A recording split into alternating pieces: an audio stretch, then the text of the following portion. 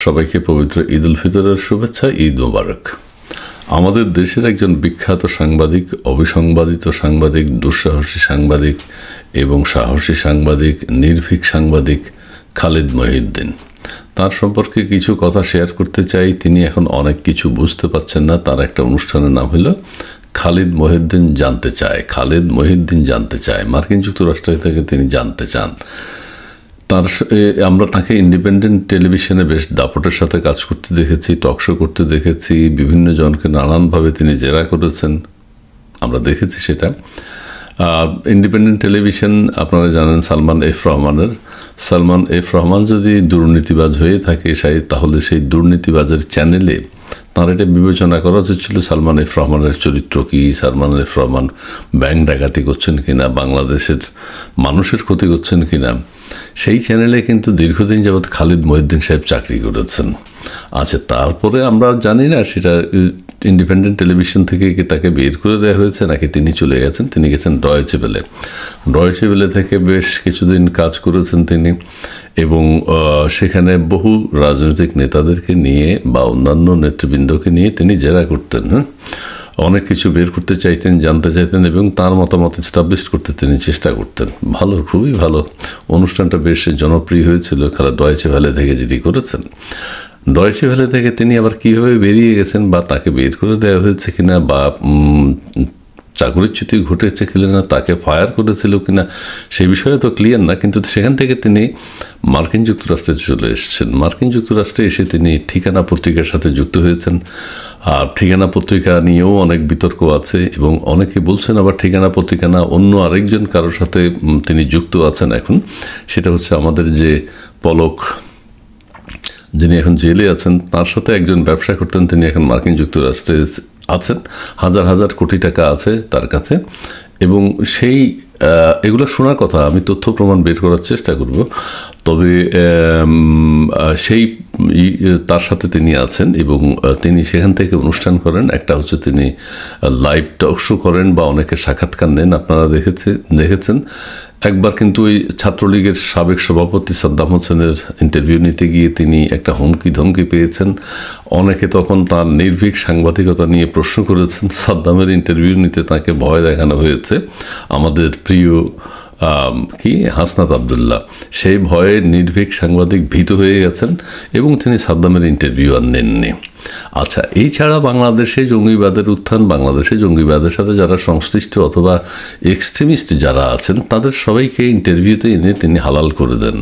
যাদের ইন্টারভিউ সাধারণত মানুষ বাংলাদেশের চ্যানেলগুলো খুব একটা নিতে চায় না, তাদেরকে তিনি টেলিভিশন তাঁর সাক্ষাৎকারে নিয়ে আসেন, তাদের সাথে তিনি কথা বলেন, তাদেরকে তিনি পবিত্র করে ছেড়ে দেন, পূত পবিত্র হিসেবে সমাজের কাছে উপস্থাপন করেন। সেটিও আমরা দেখেছি।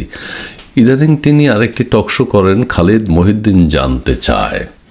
এটা নিয়ে প্রশ্ন। তিনি এখন অনেক কিছু বোঝেন না, অনেক কিছু তিনি জানেন না। বিএনপির যে রুহুল কবির রিজভী সাহেব আছেন, রিজভী সাহেব তার একটা বক্তব্যে বলেছেন যে আওয়ামী লীগের দুর্নীতিবাজ যারা আছে তাদের যদি বিচার হয় এবং যারা ভালো আছেন অথবা ভালো কর্মী নেতা তারা যদি রাজনীতি করে, দেশের জনগণ যদি মেনে নেয় তাহলে রাজনীতি করবে।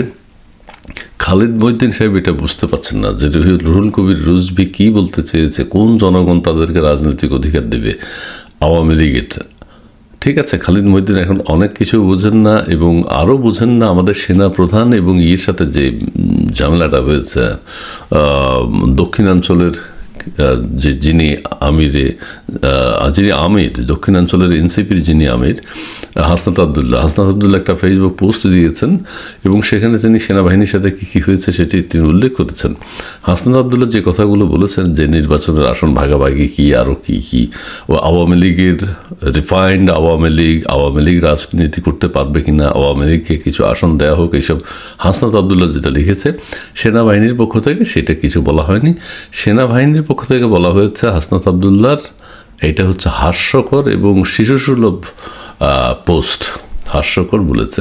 কিন্তু খালিদ মহিউদ্দিন সাহেব সেটি বুঝতেছেন না। তিনি জানতে চান সেনাপ্রধানের কাছে কেন তিনি কাদেরকে তিনি পুনর্বাসন করতে চাচ্ছেন। আমি বক্তব্যটা আপনাদেরকে শুনাই, আপনারা শুনেছেন। খালিদ মহিউদ্দিন জানতে চান, অবশ্যই তাকে জানতে হবে।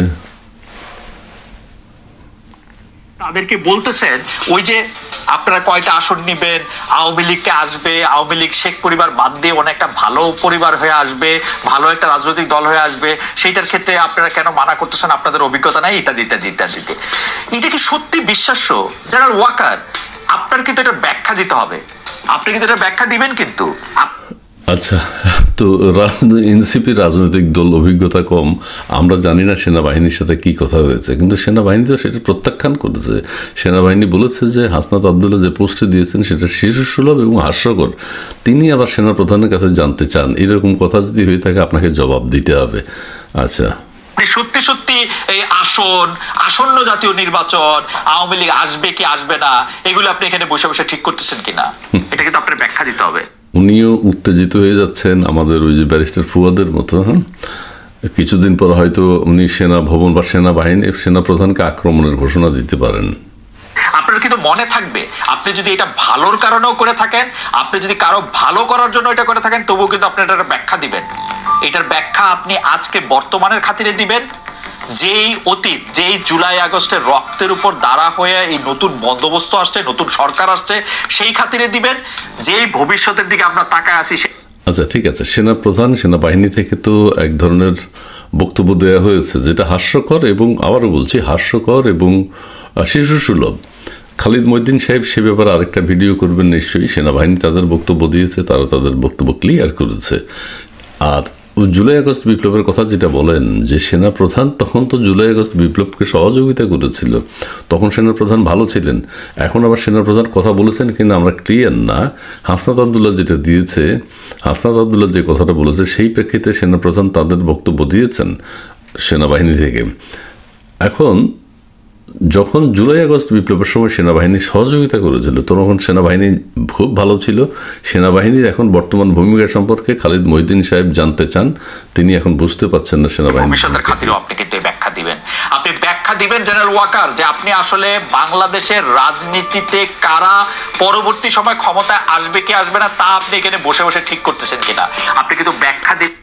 সেনাপ্রধান কিভাবে বলবেন কারা রাজনীতিতে আসবে, কারা রাষ্ট্র ক্ষমতায় আসবে? নির্বাচন হবে, নির্বাচনে জনগণ যাদেরকে ভোট দেবে তারা ক্ষমতায় আসবে। সেনাবাহিনীকে বিতর্কিত করার কোনো কারণ এখানে দেখছি না। সেনাবাহিনী সেই কথাটি বলতে যাবে কেন? আপনি জানতে চেয়েছেন, আপনি সেনাবাহিনীর প্রধানের ইন্টারভিউ নেন, কথা বলেন। আপনি একটি ভালো আওয়ামী লীগের এখানে পুনর্বাসন হোক সেটার ঠিকাদারি নিছেন কিনা, আপনি কিন্তু এটা ব্যাখ্যা দিবেন। জেনারেল ওয়াকারুজ্জামান আপনার একজন পূর্বসূরি ছিলেন, তার নাম জেনারেল মঈনুদ্দিন।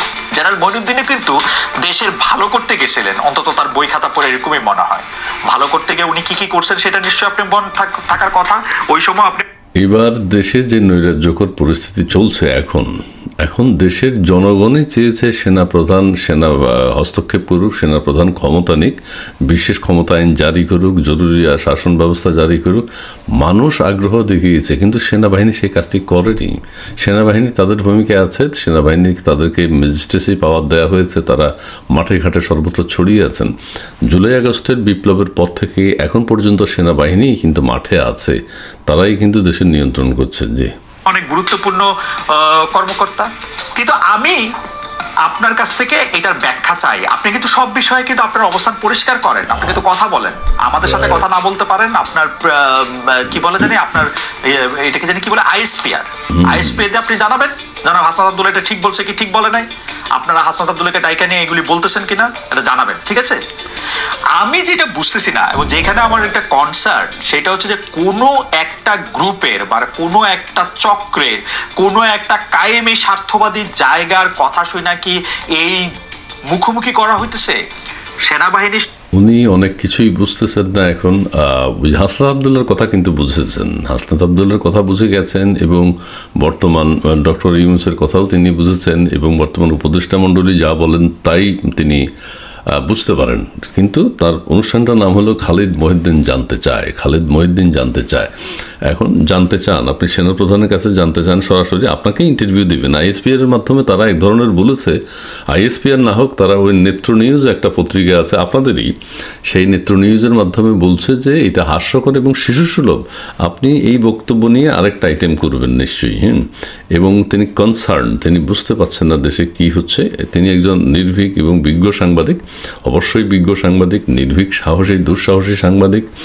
তিনি এটা খুঁজে বের করে একটা সমাধান আশা করছি তিনি দেবেন।